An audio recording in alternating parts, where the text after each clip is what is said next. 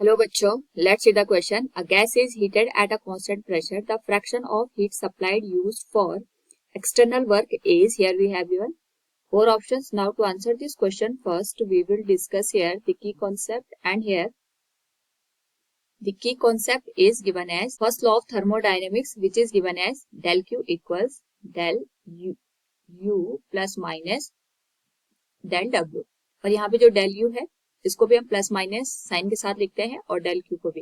यानी हमारे पास किसी भी सिस्टम को अगर हम हीट देते हैं या सिस्टम से हीट लेते हैं तो या तो हमारे पास जो इंटरनल एनर्जी है उसमें चेंज आता है, और साथ में जो हमारे पास सिस्टम है या तो वो वर्क डन करेगा या तो सिस्टम पे वर्क किया जाएगा। तो जो भी हीट होगी वो इंटरनल एनर्जी और वर्क में यहाँ पे यूटिलाइज हो जाती है। क्वेश्चन के अकॉर्डिंग यहाँ पे gas is heated eight a constant pressure, यानी हमारे पास सपोज कोई सिस्टम है, इस सिस्टम को हमने यहाँ पे हीट प्रोवाइड की है, यानी जो Q की वैल्यू है that will be given as N into Cp into delta. यहाँ पे हमने Cp इसलिए लिया है क्योंकि एट अ कांस्टेंट प्रेशर हम इसको हीट प्रोवाइड कर रहे हैं।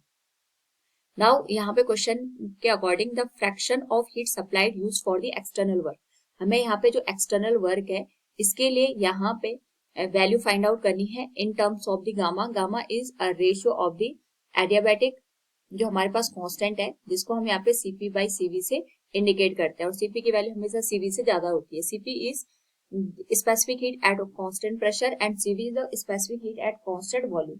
इस केस में यहाँ पे अगर हम बात करेंगे हम सिस्टम को हीट दे रहे हैं तो इसकी इंटरनल एनर्जी में चेंज आएगा, और इंटरनल एनर्जी का जो चेंज होगा that will be at a constant volume, that will be given as N into Cv into del T। Now question के अकॉर्डिंग यहाँ पे हमारे पास जो वर्क डन है, अगर हम वर्क डन की बात करते हैं, work done will be given as del Q minus del U। इस केस में यहाँ पे हमसे क्वेश्चन में फ्रैक्शन ऑफ हीट सप्लाइड पूछा गया। फ्रैक्शन ऑफ हीट सप्लाइड का मतलब ये हो गया कि इस केस में यहाँ पे हमारे पास जो वर्क डन है इसको हम पर यूनिट जो हमारे पास हीट आएगी अगर हम उससे डिवाइड कर दे दोनों साइड, ये आ जाएगा fraction of heat supplied use for the external work.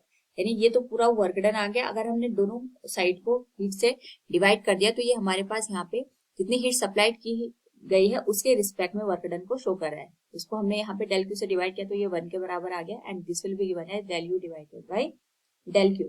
Now यहाँ पे अगर हम वैल्यू पुट कर दें तो ये आ जाएगा N into Cv into del T, और डेल क्यू की वैल्यू आ जाएगी N into Cp into del T. Similar term हमारे पास यहाँ पे कैंसिल आउट हो जाएंगे, एंड अगर हम यहाँ पे इस रेशियो को फाइंड आउट करें this will be given as del W divided by del Q equals 1 minus, similar term जैसे N से N कैंसिल हो गया, यहाँ पे डेल T से डेल T कैंसिल हो गया, एंड Cp बाई Cv हमारे पास गामा के बराबर होते हैं तो Cv by Cp that will be equal to 1 by gamma. This will be the fraction of heat supplied used for the external work. So from the given question we can say here the correct option will be option B, 1 minus 1 by gamma. Hope all you understood it. Thank you and best of luck.